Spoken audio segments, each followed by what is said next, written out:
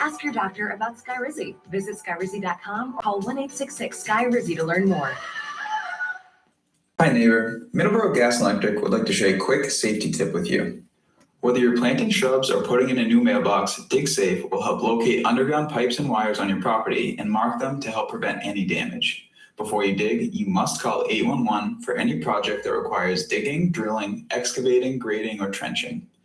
A damaged gas line may create an explosion hazard that could result in loss of service, severe property damage, or worse. Don't take a chance. Call 811 before you dig. The opinions expressed on this program are those of the host and do not express the views of WVBF ownership or Hometown Talk Radio. Content aired on all programs are those of the host and their guests. 234. It's time for Middleboro Matters on WVBF 1530 AM and 99.7 FM. Perfect. Hosted by Joey Driscoll. Call in at 508-822-1106. And now, here is Joey Driscoll with Middleboro Matters. And good morning, everybody, and welcome to Middleboro Matters. I am Joey Driscoll. Today is the 1st of December 2025. Wow, we are in the month of December already. Wow, it seems like past couple of weeks have kind of flown by here as we're now past Thanksgiving and full steam ahead to Christmas here in about 24 days, Christmas Day. We are now in the month of December, and this is Middleboro Matters, and I am Joey Driscoll. Open phone lines here for the first half of the program. 508-822-1106 is the number to call. During the second half of the program, after the SRN Town Hall News, we will be going to an interview that I recorded back in June of 2025 with Mo Guthrie, the grandson of Arlo Guthrie from the Guthrie Cultural Center. He runs that, and we're going to be talking, in the interview, we're talking with Mo Guthrie. We will most likely have another interview with him, I think probably around April, maybe March of 2026. So stay tuned for that in a couple of months here during the springtime. We'll have another interview with Mo. And but enjoy the interview that we recorded back in June of 2025, right after the 11:30 news. But until then, we got a couple things to definitely talk about here on the first half of the program. Again, open phone lines here for the first half of the program.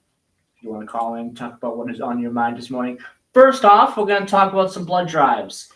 We got some new blood drives to talk about as we enter the month of December. We have two. We have Wednesday, December the 3rd, Rosebrook Event Center, which is 50 Rosebrook Place number 1, which is in Wareham, 1 p.m. to 5:45 p.m. for that blood drive. And then on Thursday, the 11th of December, we have a blood drive coming up at Carver Middle High School. That's at 60 South Meadow Road in Carver, 2 p.m. to 7 p.m. for that blood drive as well. So there you go. Again, if you are able to go and give blood,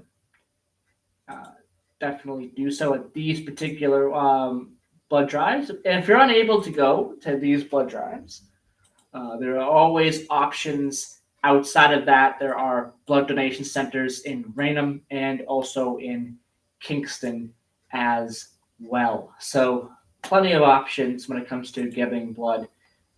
And the Red Cross is always looking for people to go and give blood as well. So we have that done. And as I mentioned, we're going to do a little bit of sports here on the show today. And as I mentioned as well, going to try to find a little bit more information about what is coming up for the Super Bowls, the MIAA Super Bowls, and where you can find the broadcasts. So it looks like I did find that, and we're gonna start off our little bit of a sports segment with that. So the MIAA Super Bowls are as follows, and let me grab that schedule of games here. It will be starting on December the 4th, that is this upcoming Thursday, with Division 7, Amesbury versus Cohasset. That'll be a 5 o'clock start. Division 6 will be Fairhaven and Norwell. That's at 7:45 p.m. And then that's Thursday. On Friday, Division 5, Foxborough and Shawshene Valley Tech begins at 5. And then Division 3, Attleboro versus King Philip, which will be the big matchup. I think a lot of people in this area will be watching very, very carefully. North Attleboro and King Philip. Division 3, 7:45 start on Friday. And on Saturday is kind of the main event of all of this. Starts off with Division 8. Randolph takes on West Boylston at 10 a.m. Then on Division 4, Tewksbury versus Scituate. That's at 12:45 p.m. Division 2 is Bishop Feion versus Catholic Memorial. That's at 3:30 p.m. And at 6:15 p.m., the main event, and rightfully so, the main event, Division 1, Severian versus St. John's Prep. These two teams went to war on Thanksgiving, and it was a really entertaining game, very close game, and it's going to be the same thing. It'll be the same thing for this one. Last year, same thing. Thanksgiving was a very entertaining game, and kind of served as a preview as to what you were going to see during the Super Bowl last year. We ended up getting a pretty good Super Bowl between the Division 1 teams last year, these two teams. And we're going to get the same again this year. So that is your games for the MIAA Super Bowl 2025. All of these games are at Gillette Stadium. Now, the broadcast information. Well, let's talk about the ticket information real quick. Tickets for the MIAA State Football Championships, they will be available for purchase beginning. Well, they already are on sale. They went on sale on November 25th at 10 a.m. via Ticketmaster. There will be no tickets sold at the Gillette Stadium ticket office. So if you want to get tickets, you got to get them on Ticketmaster. All tickets will be digital and will be accessible via mobile device only. Fans can get access and manage mobile tickets via the Gillette Stadium app, which is available on the App Store and Google Play.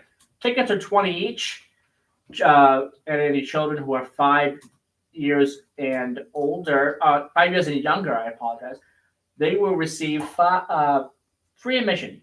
They get in for free. The ticket price includes parking, admission to the games, and a game day discount of $3 admission off of the Hall of Fame for the Patriots. Thursday's tickets provide access to both Thursday's games. Friday's tickets provide access to both Friday's games. And if you buy a ticket on Saturday, you get access to all 4 games.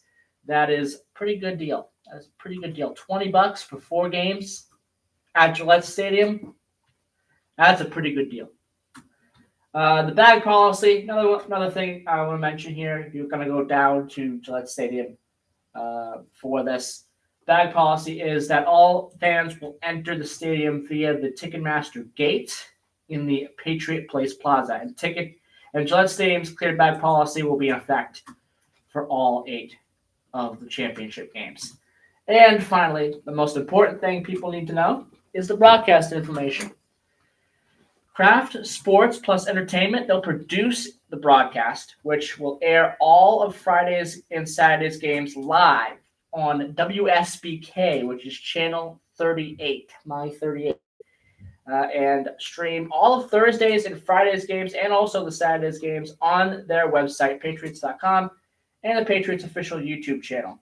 Thursday's games, they'll be streamed on the NFHS network, which was one of the things I mentioned that would probably happen. So there you go. I was right about that. And also something I was right about as well is the Friday and Saturday games. They will air live on the radio, and that will be on WEI AM 850. So if you want to listen to the the Saturday and the Friday games, especially the Severian and St. John's Prep game on the radio, you want a radio call of that, tune in to WEI AM 850 on Saturday at right around 6 o'clock, and you'll get that radio call. And I'll probably be watching this mostly.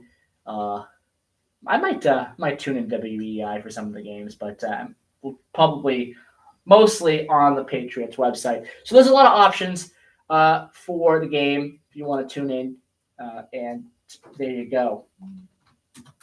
So that is pretty much all the information for the MIAA Super Bowls.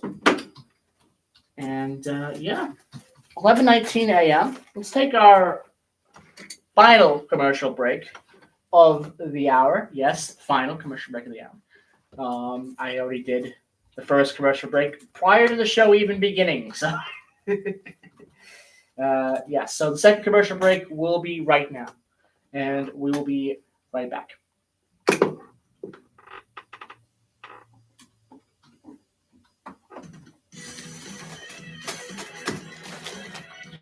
Yes. Okay, good.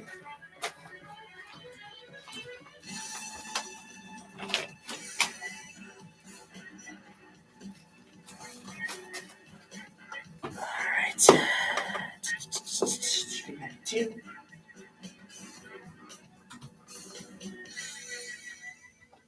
Hi, neighbor. Middleboro Gas While we Electric would like to share a quick safety tip with you. do commercials. Many people have been taking on home improvements this year, Yeah. but have you also upgraded your electrical safety system? Older Sign homes, in. like so many in our area, have outdated breakers and wiring that may not meet the high-powered needs of modern technology.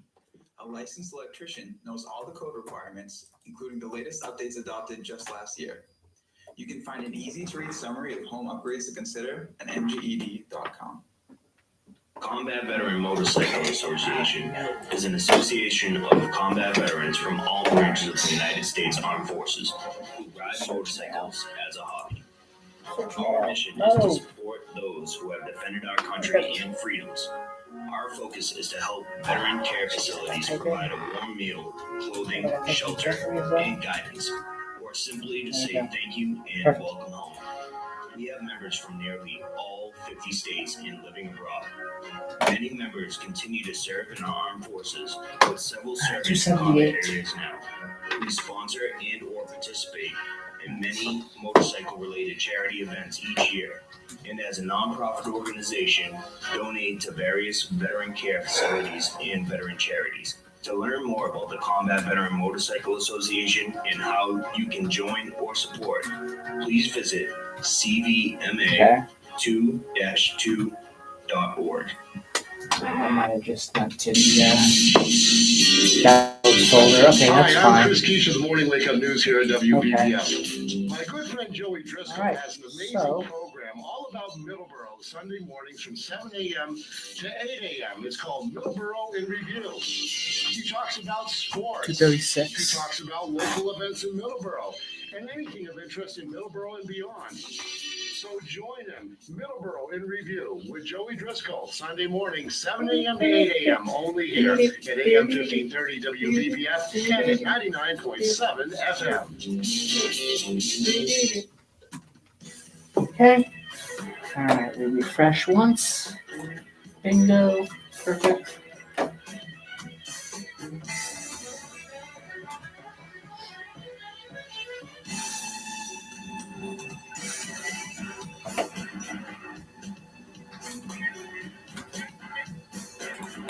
Okay.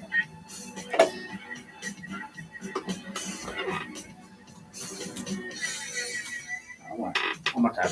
There we go. Let's sign out. Perfect.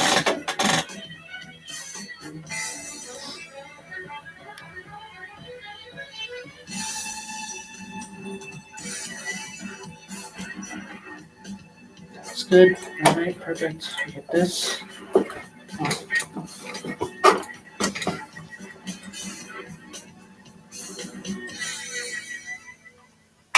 And we're back here on Middleboro Matters. It is 11:23 a.m. We got a couple minutes here before we take our 11:30 news break. And what we're going to do with the news break is we're going to take it a minute early. So we're going to do it at 11:29 a.m. this morning because our Mo Guthrie interview is 25 minutes long, and we need that minute to play the bumper music that you just heard before coming back to our show this morning here.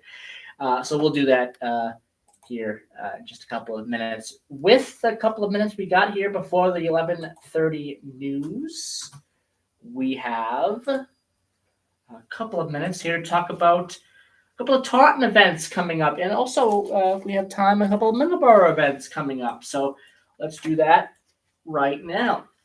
First off, we're going to talk about the Lights On Festival in Taunton. There's a couple of things to mention about that. And first off, the food trucks that will be available at the Taunton Lights On Festival. Come hungry this year to the Lights On Festival because Ware Street will be lined with amazing food trucks. Again, Saturday, December 6th from 3 to 8 p.m.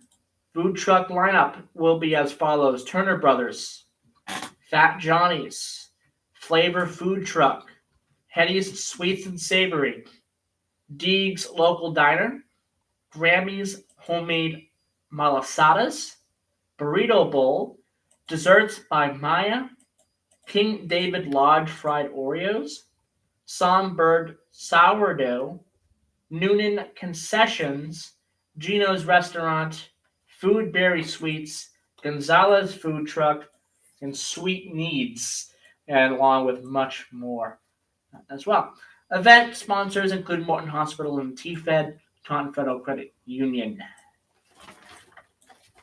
We also have a light show, a laser show happening in Taunton. Pinnacle Lasers will once again light up the sky during this year's Lights On Festival on Saturday, December 6th at Liberty and Union Park, 4 to 8 p.m. Get ready for a dazzling high-energy laser holiday spectacle. Sponsors, again, are Morton Hospital and TFED, as well as Taunton Federal Credit Union. The Lights On Ornaments, $20 for sale at Mayor's Office, 15 Summer Street, and Parks and Recreation, 170 Harris Street. Taunton Police Christmas patches are also on sale, $10 for sale at the Mayor's Office, 15 Summer Street, and Police Station, 23 Summer Street. 10th Annual Christmas Basket Raffle. Come and see the amazing raffle baskets, there we go, crafted and donated by city employees on display, and tickets are on sale on the second floor, front entrance of the City Hall. Chances are 10 tickets, $10, or 24 tickets, $20. Winners will be drawn prior to the City Council meeting, which will take place on Tuesday, December the 9th. So not this upcoming Tuesday, but the following Tuesday's meeting. 6th Annual Gingerbread House Decorating Contest starts Monday on the 8th of December and closes on December 19th, which is a Friday. Submit photos to gingerbread at taunton-ma.gov. There are no professional entries, please. Photo entries will be shared on the City of Taunton Facebook page. Winners for adult and child categories will be announced on Tuesday, December the 23rd, as well. And mentioning the Lights On Festival, Saturday, December the 6th, 3 p.m. to 8 p.m. Opening ceremony, 4:30 p.m. at the Taunton Green. Live entertainment, camp activities, laser, light show, and more. And the Christmas parade will be at noon on Sunday, December the 7th, and that starts on Broadway, ends at the City Hall in Taunton. And now Middleboro. We got a couple of Middleboro things that we want to mention here. And the Middleboro Tourism Committee invites the community to gather for the annual tree lighting celebration. That's on Saturday, December the 6th, 3:30 p.m. to 5 p.m. at Middleboro Town Hall, which is at 10 Nickerson Avenue. This festive, family-friendly event is free and open to all. Visitors can enjoy live music, meet Santa, and participate in exciting door prizes and free giveaways, including a bike giveaway for lucky winners. The highlight of the evening is the tree lighting ceremony that will take place at 5 p.m. sharp, illuminating the historic Town Hall and holiday cheer. Free parking that'll be available at the Town Hall for all attendants. Come celebrate the season with your friends and neighbors and make lasting memories in the heart of Middleboro. For more information, visit discovermiddleboro.com or follow Middleboro Today on Facebook. So there you go. A lot of different Christmas events happening in town here in Taunton and also in Middleboro as well. And with that, I want to say thank you for listening to the show, my portion of the show today. I hope everyone will stick around and tune in to the Mo Guthrie interview here that I did back in June. Learned a lot more about the Guthrie Center and as well as some of the Thanksgiving things as well that we just had going on this past week. Like I mentioned, I was at the Guthrie Center for Thanksgiving. Great atmosphere, great food, and met a lot of great people there at the Guthrie Center. All right, I hope everyone enjoys the interview I did with Arlo Guthrie's grandson, Mo Guthrie, at the Guthrie Cultural Center in Great Barrington, Massachusetts. And I'll be back next week for another edition of Middleboro Matters. Until then, have a great week.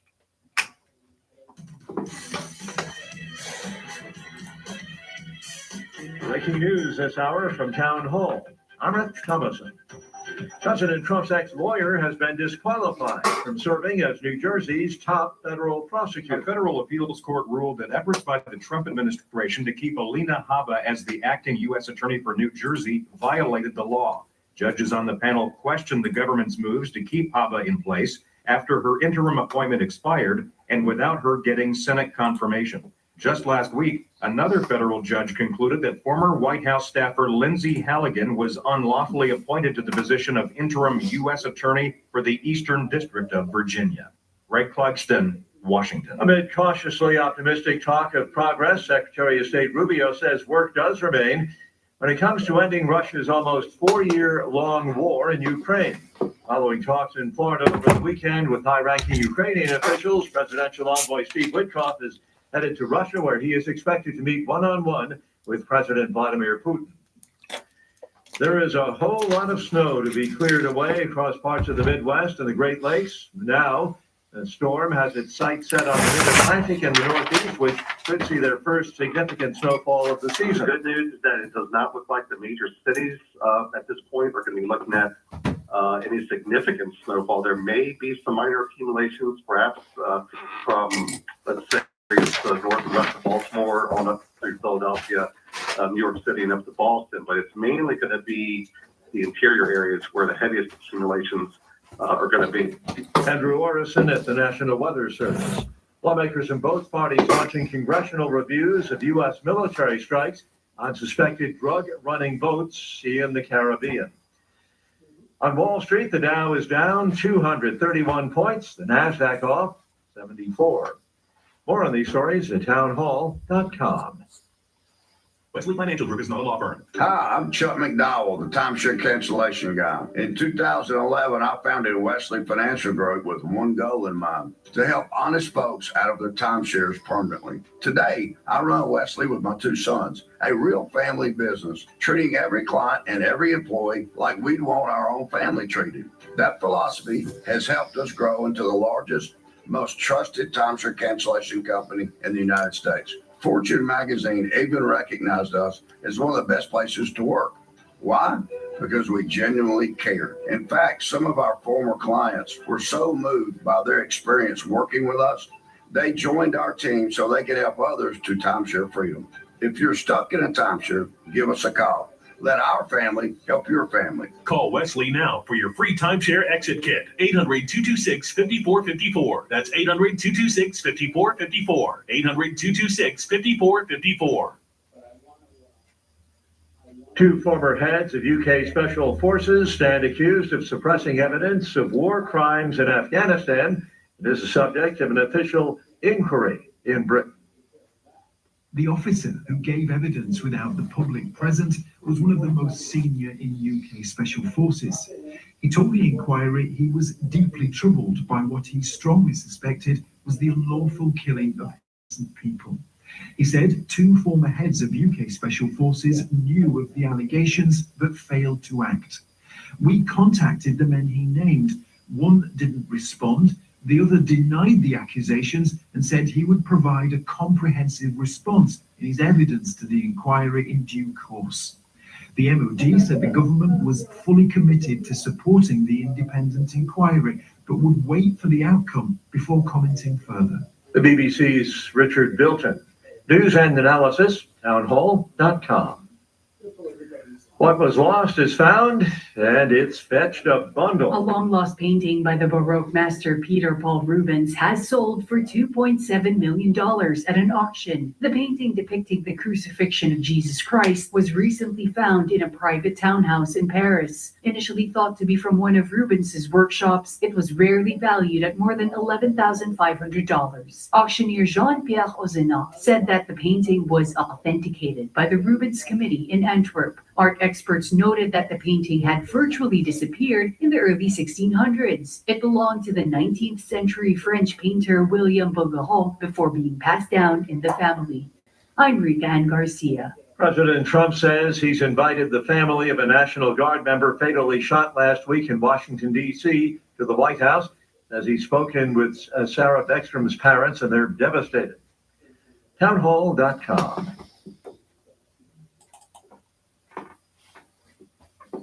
And good morning, everybody, and welcome to Middleboro in Review. And on Fridays, we're also going to air this on Friday, Hometown Talk, the Friday edition of Hometown Talk.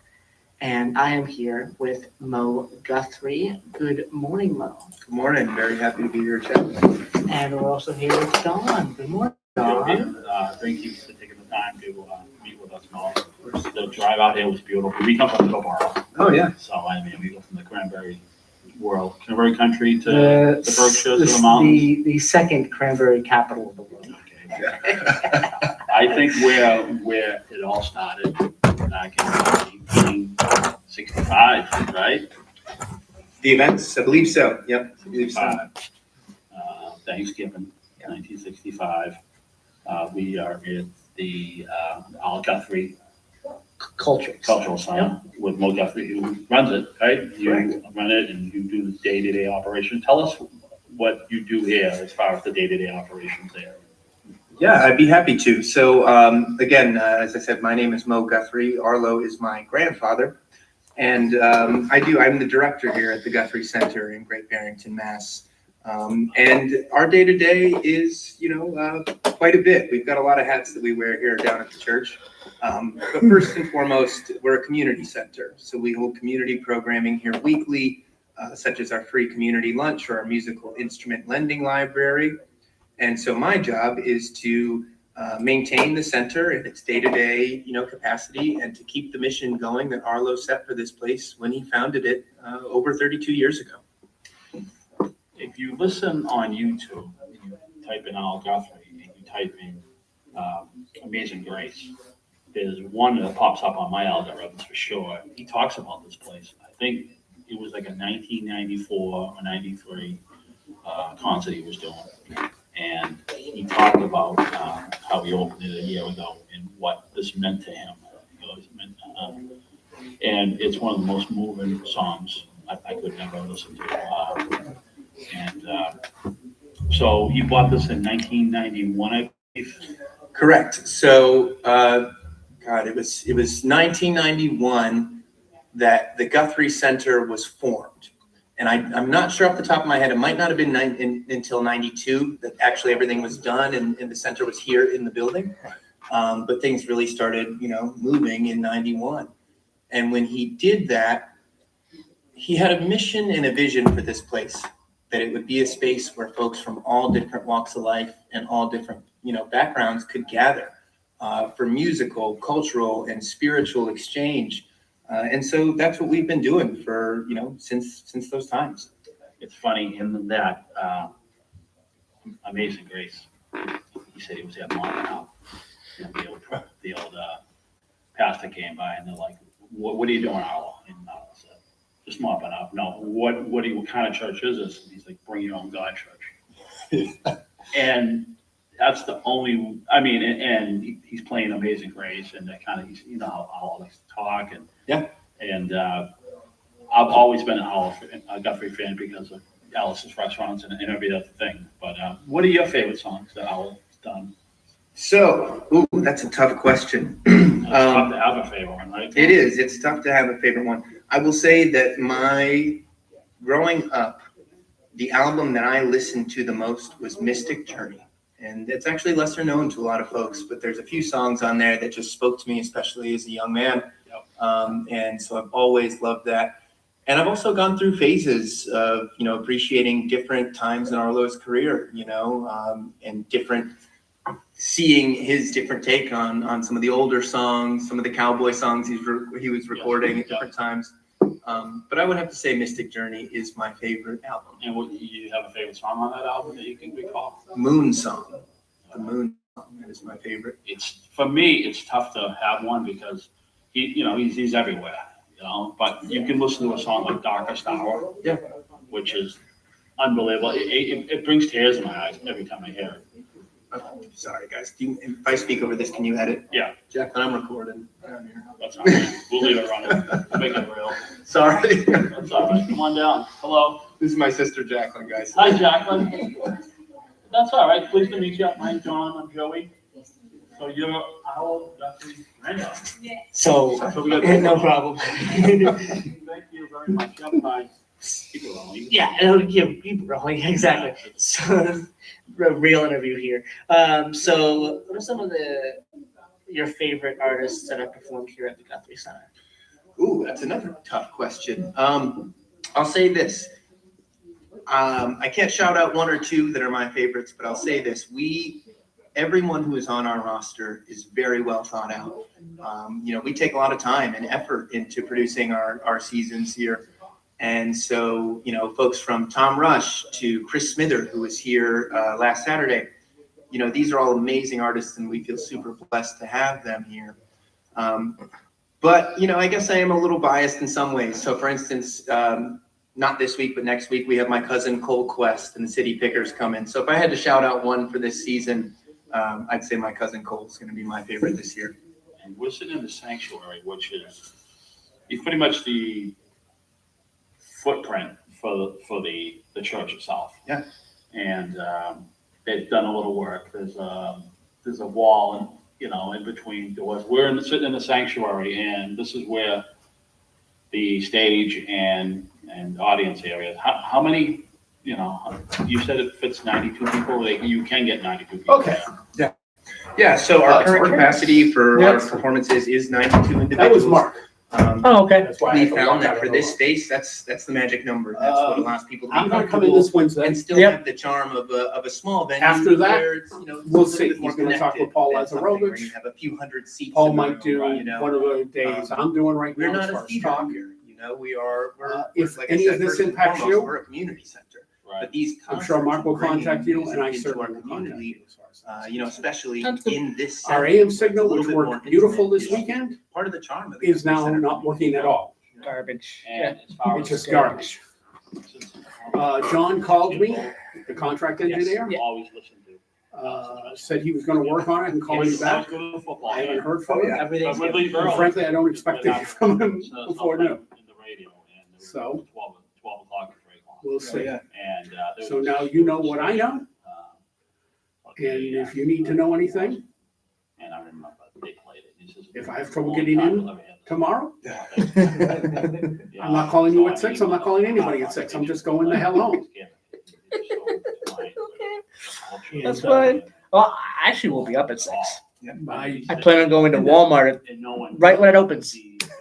Well, good for you. Enjoy your trip to Walmart tomorrow. You're not getting a call unless it's like, hey, the place is on fire. Then you might get a call. Other than that, you're not going to get a call. Okay. All righty. And hopefully things will work out. I have no idea. When you explained it to me, when you called me, There's no one like him. I figured, yeah, I probably didn't do the door well enough. Yeah, and you can really see the So spirit of we'll see tomorrow. You know, Thanksgiving here That's in the the FM building that's on. Thanksgiving Okay. Day. So every year for the past. All right. No, so we do a free, open to the public, feed everyone Thanksgiving dinner here, and we have been. This last year was our 19th year, and so of course we have capacities, so folks reserve their spaces in advance, but everyone is welcome. I mean that's a This part year was the of- 20th year that they've been That's doing kind of the whole Thanksgiving. point, you know what I mean? It doesn't matter if who you are, where you're coming from. If we've got space on Thanksgiving Day, you're welcome to be here. You're welcome to be with us. And, the program, of course, it helps folks who might be having a tough time with food insecurity, but that's not the only point of it. It's to gather in a community setting and to engage with people and sit at a table and have a Thanksgiving that can't be beat. It can't be beat, you know? And one other question about Thanksgiving is, your grandfather usually here, or hit or miss, or it depends? Or... He tries to be here, but you never know. I can't Right. speak to, his gonna plans, happen, what's going to happen in the future. Right. But, He if wasn't. he's in town, he's come by. He was in when he's Florida. available, but sometimes he's out of town on Thanksgiving. Yeah, right. That's just how it is. Yeah, but he knows this is being well taken care of. Yeah, absolutely. We really, Arlo is the founder of this place, and so we take that to heart in everything we do. Right. So you mentioned your cousin will be here this year for one of the concerts during this season. What are some of the other artists that you're going to have this season? So we've got quite a few. We've got Mary Gaucher, who will be here for her first time at the Guthrie Center, and that will be in August. We've also got Joe Crookston. Tom Rush will be here, accompanied by Matt Nakoa, and many, many more. It's pretty amazing how many awesome artists that we can get to come down and play in a venue that artists might not otherwise play such a small place like this. Yeah, but I mean the history behind all this. Yeah. Even people who don't like folk music like Alice. Really? Yeah, no, they do, it's yeah. true. It's just one of those songs. Yeah. I mean, I was talking to my brother and my nephew, and I was saying, well, yesterday we headed out to meet you, and everyone knows about Alice's restaurant. Yeah. About that song. I've got a funny story about it, if you don't mind me trailing for a second. Sure. So I've been married for about 4 years now, and I've known my wife since high school. And we've been together for quite some time. And so it was years ago that we were preparing for a Thanksgiving dinner here at the church. And on the way home, my wife said, Mo, I've never actually listened to the song. And so I said, oh, this is a great opportunity. We got a 40-minute drive. I'll put it on and we'll listen to it on our way home. And so we do, and we listen to it. And at the end of it, she says, oh, yeah, that's actually a great song. It's actually really good. And so basically, she's just been flattering me and my grandfather the whole time. She'd never listened to it. Oh, really? And so finally, I believe this was maybe 2 or 3 years ago, we finally got her to actually listen to the whole thing on the way home. Yeah. And it clicked with her. You know what I mean? Like, she immediately had a reaction to it. She had just never listened to it before. I used to play with my friends. We have a group of friends. We all get together and play rock and roll. This was years ago, but coming to Los Angeles was on a set list. Yeah, that's a great tune. It's just such fun. Yeah. It's just fun. And he plays it so differently from live to the recording. I listen to the recording. You listen to the Woodstock version, that's different. Yeah, it is. And like a rapid as far as New York Thruway. It's just fun. I'm 58, and I've been listening to Howard Guthrie since I was 13. So you kind of know every little thing he says as far as how many times you've listened to the music. I probably could sit here recite the whole Alice's Restaurant in front of it. Yeah, yeah. So I mean, I'll say it's a soundtrack of your life. Yeah, yeah, yeah. Yeah, that's an amazing thing. And grandpa has touched so many people.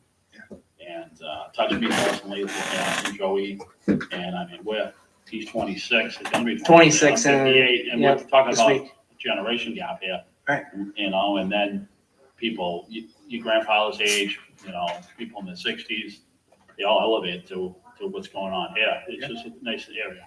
Well, it's a great example of how music can bring folks together, even through those age gaps. And, and you can share something in common, the like of a song or the feeling that a song gives you. That's something I think is timeless. We listened to a artist, his name's Glenn Hughes, and he's out of England. And he always says, music's the healer. Yeah. And no matter how tough a day you have, you can put something on and it's comfort. It's like comfort food in a way, but it's not food. It's music. Yeah. Food for the soul. Yeah.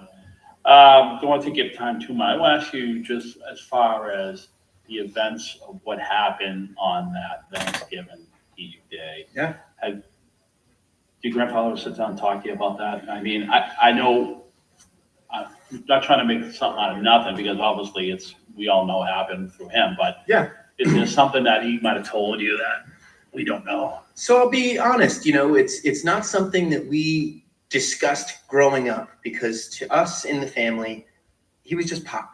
I still call him Pop. You know? Yeah. And he would take us out on the road as a family group, and we would do shows and things of that nature. But to be honest, we didn't sit down and talk about events that much or the events of Alice's Restaurant.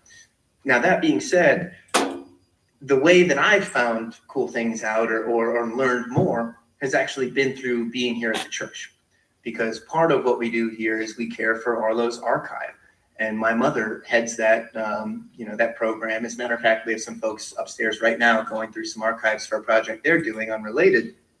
And so it wasn't like I said, it wasn't like we sat down and discussed Alice's Restaurant, but it's cool to go through the old files and to see things, that kind of are parts to the story. We have a letter from Arlo's old dean of students, basically, at one point, kind of saying something along the lines of he couldn't believe a Stockbridge alumni would behave in such a way. And then at the end of the letter, it says, P.S. I'm glad things are going well. So you find cool things like that in the archive. And I think that that's been a way for me to engage and learn more about Arlo's history, more so than just sitting around telling stories. I think Arlo's more tongue-in-cheek in a way too. Yeah. And I really, as far as a performer and maybe a singer, I can appreciate that kind of performance or whatnot. Yeah. And Arlo, just listening to his carry on and talk, and like I said, I go back to that Amazing Grace live video. I think it was 93 or 94 or whatever. He talks about Bosnia. Yeah. Okay. So, I mean, that had happened around 92, 93. So, I mean, you figure he's been around a long time that he's talking about all these different problems that happen. Yeah. And I'm looking on can you just tell me a little bit of what's on the walls out front? You got all those plaques on the walls. Yeah. So we're actually getting ready we just took down an exhibit that we had here at the church, and that exhibit was called Arlo Guthrie Native Son. So we just took that down, and we're getting ready to put up a new exhibit, and it will be Arlo Guthrie all over the world. So the plaques that you see out in the lobby right now are the beginning and the process of us setting up for that new exhibit. And this exhibit will be a little different from the last, as it will focus on events that Arlo either had a part in or had something to say about. Everything from the fact that Arlo was in Europe when the wall in Germany was taken down, to the March on Washington, things of that nature. And so our goal with that program is to share Arlo's legacy, not just as a songwriter and as a storyteller, but as an individual who, was a part of some pretty life-changing, world-changing things. And so what you see out there is incomplete, but we'll hope to release the full exhibit in the next week or so. Right. we're on the subject of things that are on the wall. We talked about what's in the other room there. We're in the room with the stage here. There are pictures of people here on the walls here. If you have any, what's the word? Who are they? Who are they? I'm looking at the picture behind you at the piano. Who are those individuals there? So all of these individuals are ancestors, Guthrie ancestors from Scotland. So the Guthrie Center does not actually own these, but we care for them and they stay here at the church. And these were in the home of these ancestors. You know, there is a location in Scotland called Guthrie Castle, and these items were all there. The castle is no longer owned by any family member or anyone who associates with the Guthries. And so when they were removed from the residence, they made their way here. And so we care for them. You know, some of these are late 1700s, early 1800s paintings. And this is, you know, Arlo does trace his lineage back to these individuals. I'm looking at the picture left of the stage. Is that Woody? That is, yep, that's I've seen Woody. a couple pictures of Woody. Yeah. And boy, that would be has, an interview. Trying to get someone from Guthrie Castle. Well, in a way, what we all don't know from text. Even though he just said that there's really no Guthrie I'm not asking members there, but No, still, for family's family. running the castle. But that's still Comes the word on that, but I'm just saying anything that. Sure, the person who runs the that castle. for me, what resonates from my experience and things that I've They wouldn't learned, be running the especially in the family about Woody, was his take on individuals and the fact that all individuals are people and that all folks are more or less the same. We have different practices in our cultures. We have different things that we do, but we're all just trying to get by. And that's what resonates about Woody to me. I don't know what resonates to other folks, but I can tell you that I believe that, you know, Woody truly was an individual who, you know, saw past our differences and tried to connect people through our commonalities. And that's something that I've learned through talking to my grandfather and through talking with my mother and through seeing archives. You know, my grandfather has a really nice way of saying it, and it's kind of a bit of a slogan that we use here at the church, and it's that there are no throwaway people. And I think that that's something that might have been influenced a bit by his father.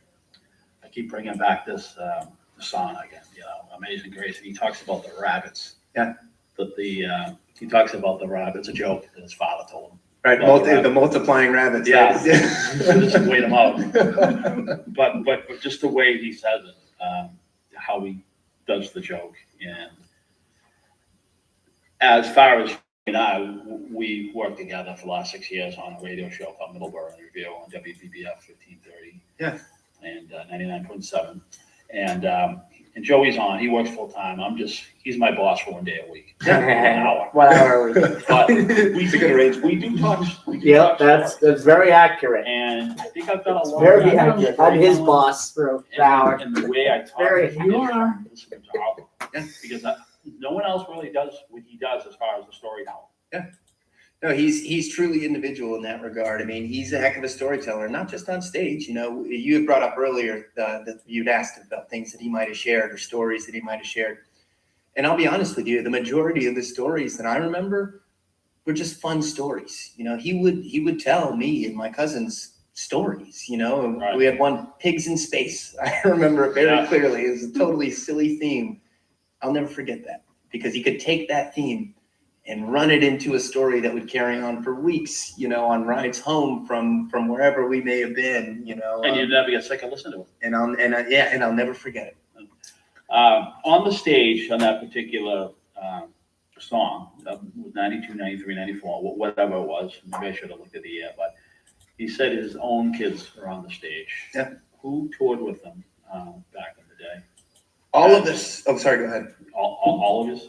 All of us at one point or another. So every immediate family member that I can think of, except for everyone I can think of, we had all been out at one point or another on the road. So way back in the 80s, you know, it was my mother's generation, and it was my mother Annie, my aunt Sarah Lee, my aunt Kathy, Abe.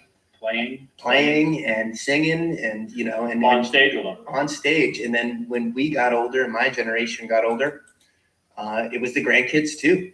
And I was a young man, a young teenager. The last time that we did a big family tour, I believe, was in 2012, and that was all of us. There were 16 of us or something like that. And it didn't matter, if it was the little kids, they couldn't play guitars or anything at that point, but they would get up and sing, And so, Arlo really did an amazing thing by taking the whole family on, anybody who wanted to be a part of his music. That's just, We have about 2 minutes here left in this segment. What are some of the last things you want people to know about the Guthrie Center and some events that are coming up here for the month of June here at the Guthrie Center? And also to any volunteering ways of volunteering.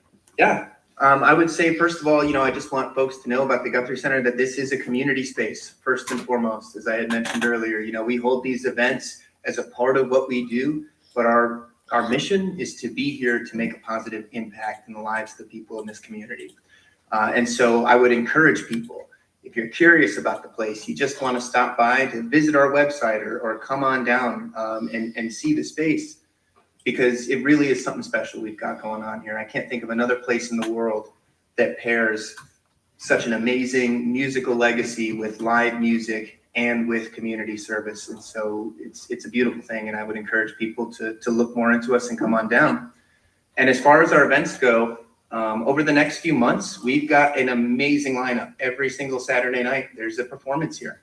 Some of them are sold out because, we're a small venue and things go fast. But we've got a performance every Saturday here all the way through August, and some other special events that I would encourage folks to keep an eye on our website that we'll be announcing in the next few weeks. So that sounds awesome.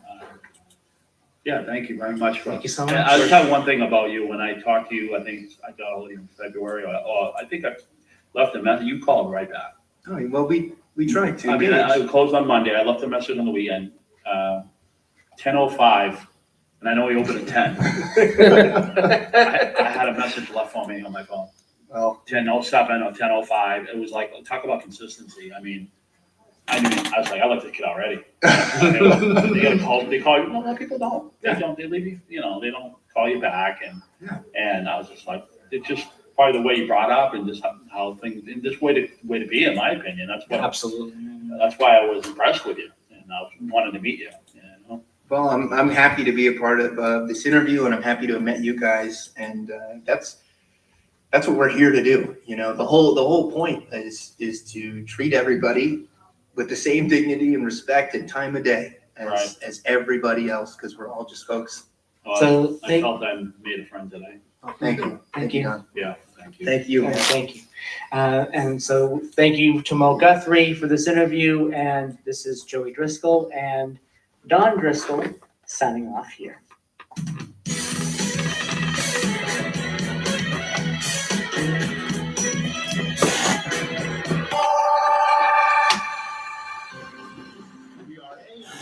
All right.